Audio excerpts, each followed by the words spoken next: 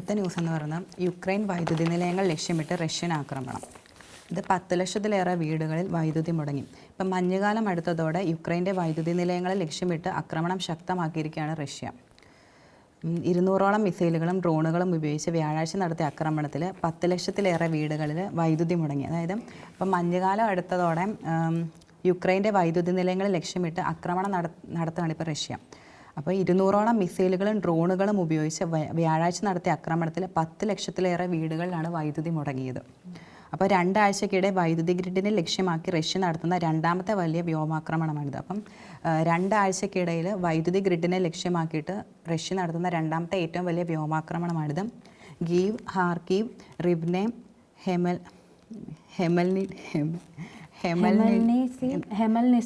ലുട്സ്കി തുടങ്ങിയ യുക്രൈൻ്റെ പടിഞ്ഞാറും മധ്യഭാഗത്തുമുള്ള ഒട്ടേറെ നഗരങ്ങളിൽ ആക്രമണമുണ്ടായി. വൈദ്യുതി മുടങ്ങിയതിനാൽ ജനങ്ങൾക്ക് ഫോണുകളും മറ്റ് ഇലക്ട്രോണിക് ഉപകരണങ്ങളും ചാർജ് ചെയ്യാൻ പ്രത്യേക കേന്ദ്രങ്ങൾ തുടങ്ങാൻ പ്രാദേശിക ഭരണകൂടം ഉത്തരവിടുകയും ചെയ്തിട്ടുണ്ട്. അപ്പം ക്ലസ്റ്റർ ബോംബുകൾ പിടിപ്പിച്ച കാലിബർ ക്രൂസ് മിസൈലുകൾ റഷ്യ ഉപയോഗിച്ചെന്ന് യുക്രൈൻ പ്രസിഡന്റ് വ്ളാഡിമിർ സെലൻസ്കി പറഞ്ഞിട്ടുണ്ട്. അപ്പം ഒട്ടേറെ ചെറുബോംബുകൾ ചേരുന്നതാണ് ഈ ക്ലസ്റ്റർ ബോംബ് എന്ന് പറയുന്നത്. അപ്പോൾ പല ബോംബുകളായി പൊട്ടിത്തെറിച്ച് ഒരു വലിയ പ്രദേശത്ത് നാശം വിതയ്ക്കാൻ ഇതിന് കഴിയും. അപ്പോൾ ഇതെന്ന് പറയുന്നത് കുറേ ചെറു ബോംബുകൾ ചേർന്നിട്ടുള്ളതാണ് ഇത്. അപ്പോൾ പല ബോംബുകളായിട്ട് പൊട്ടിത്തെറിച്ചിട്ട് ഒരു വലിയ പ്രദേശത്ത് കൂടുതലായിട്ട് നാശം വിതയ്ക്കാൻ ഇതിലൂടെ കഴിയും.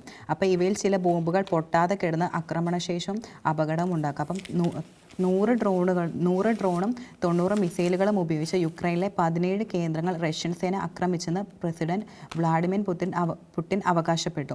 76 ക്രൂസ് മിസൈലുകളും 3 മറ്റു തരം മിസൈലുകളും 32 ഡ്രോണുകളും വെടിവെച്ചിട്ടില്ലെന്ന് യുക്രൈൻ വ്യോമസേനയും പറഞ്ഞു. അപ്പം മഞ്ഞുകാല ആക്രമണത്തിനായി റഷ്യ ക്രൂസ് ബാലിസ്റ്റിക് മിസൈലുകൾ സംരംഭിക്കുന്നതിനായി യുക്രൈൻ അധികൃതർ ഈയിടെ മുന്നറിയിപ്പ് നൽകുകയും ചെയ്തിരുന്നു. കഴിഞ്ഞ വർഷം ചെയ്തതുപോലെ വൈദ്യുത ഗ്രിഡുകളെ ലക്ഷ്യമിടാനിതെന്നും അവർ പറയുകയും ചെയ്തു.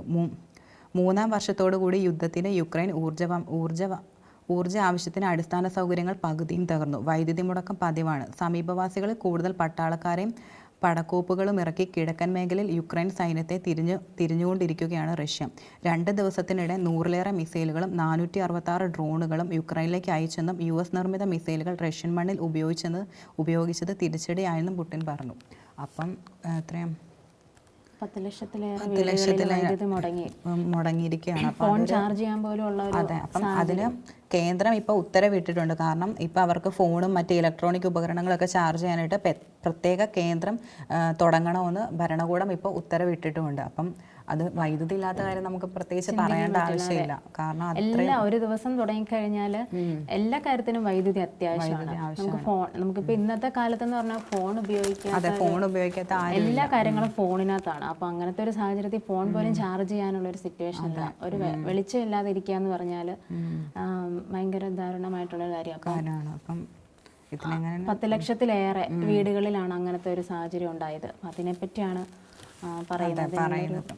അപ്പം ഈ മഞ്ഞുകാലം അടുത്തതോടെയാണ് ഇവർ പ്രധാനമായിട്ട് ഈ റഷ്യ വൈദ്യുതി നിലയങ്ങളെ ലക്ഷ്യമാക്കിയിട്ട് ഈ ആക്രമണം നടത്തുന്നത്.